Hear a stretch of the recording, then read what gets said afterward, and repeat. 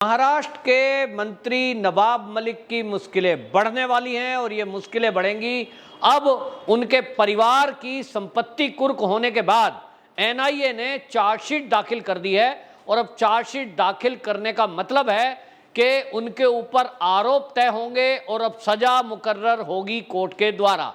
निश्चित रूप से जो आरोप पत्र एनआईए ने दाखिल किया है इसमें जो दाऊद इब्राहिम हमारे देश का भगोड़ा आतंकवादी है, जो सीरियल बम ब्लास्ट के दोषी हैं, उन लोगों के संबंध नवाब मलिक से पाए गए हैं, ऐसा आरोप पत्र में एनआईए ने आरोप लगाया है। और ये 5000 पृष्ठों का आरोप पत्र ये एनआईए ने दाखिल किया है। साथ ही कोर्ट में एक गुहार लगाई है, एक नोटिस जारी करने के लिए नवाब मलिक के बेटे के लिए, क्योंकि उन्होंने कहा है कि इनका जो परिवार है ये कोई भी जांच में सहयोग नहीं कर रहा है। हमको जो जानकारी चाहिए वो जुटाने के लिए इनकी रिमांड लेनी है, लेकिन ये पूछताछ के लिए आ नहीं रहे हैं और इसके लिए नोटिस जारी करने के लिए कोर्ट से आग्रह किया गया है। तो आपको बता दूं कि नवाब मलिक ये 23 फरवरी से जेल में बंद हैं। ईडी ने इनको पकड़ा था। पहले जो संपत्ति है वो अवैध संपत्ति कहिए या उसका आय का स्रोत नहीं बता पाए, इसके कारण से जो इन्होंने संपत्ति अर्जित की उसके बारे में ईडी ने जब जांच की तो पाया कि जो आकूत संपत्ति नवाब मलिक ने इकट्ठी की है उसका कोई स्रोत बताने में वो कामयाब नहीं हुए। अरबों रुपए की संपत्ति इनके पास है, तो उसमें इनको गिरफ्तार किया गया और उसके बाद से इनको छोड़ा नहीं गया। लेकिन मामले में मोल्ड तब आया जब जो बीजेपी के लीडर हैं उन्होंने आरोप लगाए, जिसमें कि पूर्व मुख्यमंत्री देवेंद्र फडणवीस ने सीधा सीधा मीडिया में प्रेस कॉन्फ्रेंस करके आरोप लगाए थे कि नवाब मलिक ने संपत्तियां अर्जित जो की हैं उसमें से कुछ संपत्ति ऐसी हैं जो बंबई के सीरियल बम ब्लास्ट के दोषी जेल के अंदर बंद है उससे ये प्रॉपर्टी खरीदी है। इसके बारे में मामला एनआईए को दिया गया क्योंकि मामला आतंकवाद से जुड़ा हुआ था, क्योंकि बम ब्लास्ट के दोषी जो जेल में बंद हैं वो आतंकवादी कार्रवाई गतिविधि में बंद है और दाऊद इब्राहिम से उसके संबंध है। तो वो जो बंद है दाऊद इब्राहिम का जो सहयोगी है सरदार शाह वली खान 1993 के बम ब्लास्ट में दोषी है। और जब एनआईए ने जांच की तो एनआईए ने ये पाया कि वाकई में जो 1993 का बम ब्लास्ट का दोषी है, सीरियल बम ब्लास्ट हुए थे उसका दोषी सरदार शाह वली खान और दाऊद इब्राहिम की बहन हसीना पारकर, उससे नवाब मलिक ने कुछ प्रॉपर्टियां खरीदी और उसमें एक प्रॉपर्टी ऐसी थी जो गोवा वाला कंपाउंड की थी। उसकी कीमत आज 300 करोड़ की है, लेकिन वो 55 लाख रुपए दे करके इन्होंने खरीदी। और ये सौदा जो हुआ था ये सौदा किया गया था आपको बताएं 2003-2005 के बीच में। और ये जो पैसा 55 लाख रुपए नवाब मलिक ने दिए हसीना पारकर को और शाह वली खान के नाम से ये प्रॉपर्टी ट्रांसफर हुई, तो हसीना पारकर जो दाऊद इब्राहिम की बहन है उसने इन पैसों को आतंकवादी फंडिंग में इस्तेमाल किया। और उस समय देश के अंदर यह आतंकवाद बड़ी चरम सीमा पर था। उनको फंडिंग करने के लिए इस तरह का इस्तेमाल किया गया कि उनकी एक प्रॉपर्टी नवाब मलिक ने खरीदी, 55 लाख रुपए पेमेंट दी, वो 55 लाख रुपए दे दिए गए आतंकवादियों को, जिसके कारण उन्होंने देश में बम ब्लास्ट और गोलेबाजी की। तो निश्चित रूप से एनआईए ने ये तार खंगाल लिए हैं और जब कड़ियां जुड़ गई हैं तो न्यायालय में चार्जशीट दाखिल कर दी है। क्योंकि एनआईए का जो कानून है, जो यूएपीए कानून है, मोदी सरकार जब 2014 में आई उसके बाद से आतंकवादियों पर कड़ा प्रहार करने के लिए उन्होंने जो कानून है इसको सख्त किया और यूएपीए जो एक्ट बनाया उसमें यह प्रावधान रखा कि एनआईए को अधिक ताकत दी जाए और एनआईए के महानिदेशक को यह पावर दी गई कि वो आतंकवाद और उससे जुड़े हुए लोगों की संपत्ति भी जब्त कर सकते हैं। ये जो विशेष पावर एनआईए को दी, इसमें एक और पावर दी गई कि एनआईए का इंस्पेक्टर रैंक और उसके ऊपर के अधिकारी, यानी इंस्पेक्टर रैंक का अधिकारी भी किसी भी आतंकवादी घटना या उससे जुड़े हुए लोगों से पूछताछ कर सकता है, जिसमें उसको कोर्ट से परमिशन लेने की जरूरत नहीं है।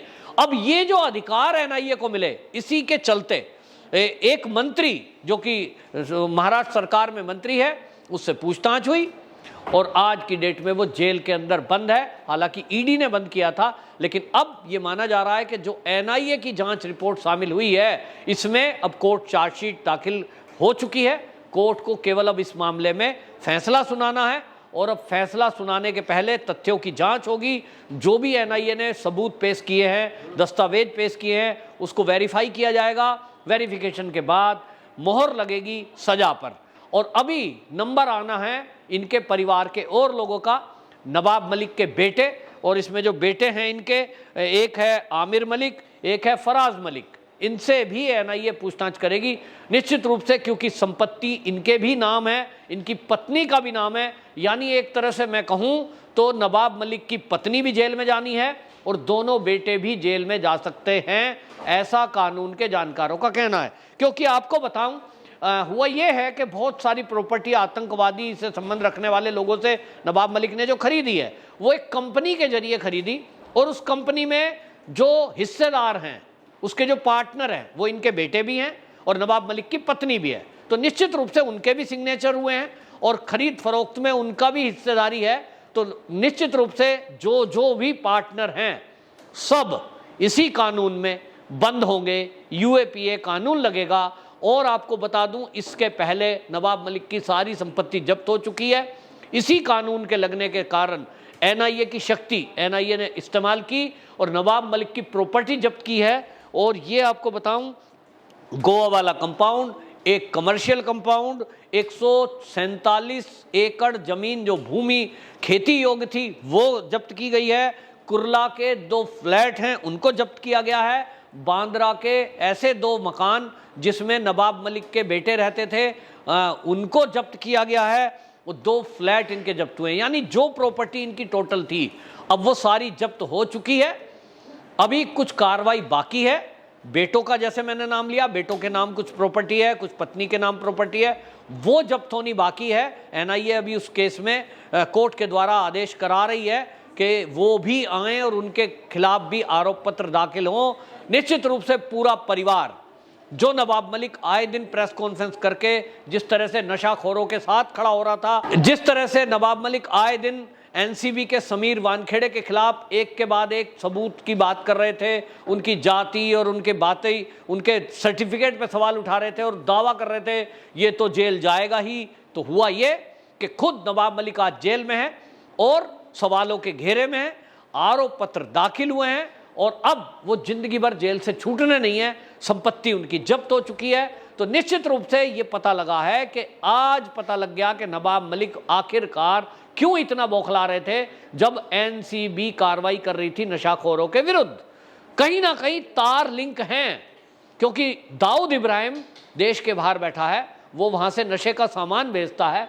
वो जब यहाँ पैसा बिक्री होता है, उसका जो धन है, उसका इसी तरह से नेताओं के जरिए कोई ना कोई वो 2 नंबर के काम में उसको पैसे को लगाता है। तो एक लिंक बन रहा था और सवाल उठ रहा था उस टाइम पे कि जिस तरह से नवाब मलिक बौखलाया हुआ है, रोज आए दिन प्रेस कॉन्फ्रेंस कर रहा है, आखिरकार इनका क्या मकसद है, इनको क्यों प्रॉब्लम है। अगर इस देश में नशे के विरुद्ध कोई एजेंसी काम कर रही है और समीर वानखेड़े एक ईमानदार अफसर सामने आया है, तो उसका अप्रिशिएट करना चाहिए उसको, और घेरने के बजाय, उसके बाद सर्टिफिकेट पे, जाति पे सवाल उठाने के बजाय। लेकिन हुआ उल्टा। तो उसी समय एक शक आ रहा था कि नवाब मलिक इस तरह की बात क्यों कर रहा है।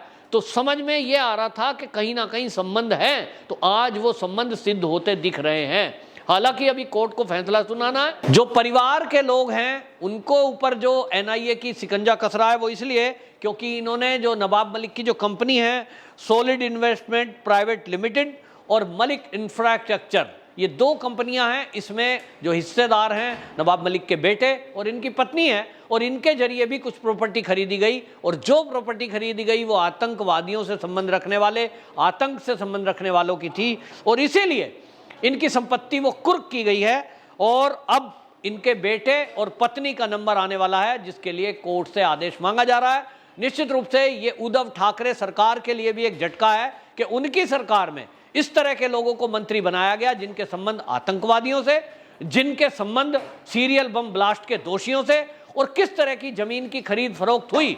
लेकिन सवाल ये उठ रहा है, बीजेपी के नेता महाराष्ट्र के ये कह रहे हैं, इसके बावजूद भी अभी तक उद्धव ठाकरे ने इनसे इस्तीफा नहीं लिया है, आखिरकार क्यों? वंदे मातरम।